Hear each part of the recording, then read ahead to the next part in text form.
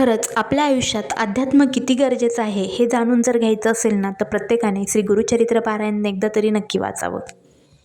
श्री स्वामी समर्थ मंडळी, आज आपला गुरुचरित्र पारायणाचा दिवस 6वा. इतक्यात कसे 5 दिवस निघून गेले तेही समजलं नाही आणि होणारी चिडचिड, होणारा मनस्ताप आणि मनाला लागलेली लगबग सगळं काही शांत झालंय आणि मन अगदी शांत होऊन गुरुचरित्र पारायणामध्ये रमलंय.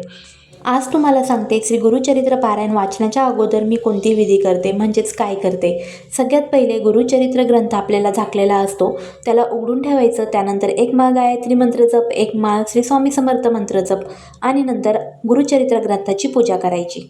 आता हे बघा, आपल्याला गुरुचरित्र ग्रंथामध्ये सांगितलेलं आहे की श्री स्वामी समर्थ मंत्राचा एक माळ जप करावा, एक माळ गायत्री मंत्राचा जप करावा आणि गुरुचरित्र पारायणाचे अध्याय वाचण्या अगोदर आहे ना, श्री गणपती अर्थव शीर्ष घ्यायचं असतं आणि त्यानंतर मी श्री स्वामी स्तवन पण दररोज वाचत असते.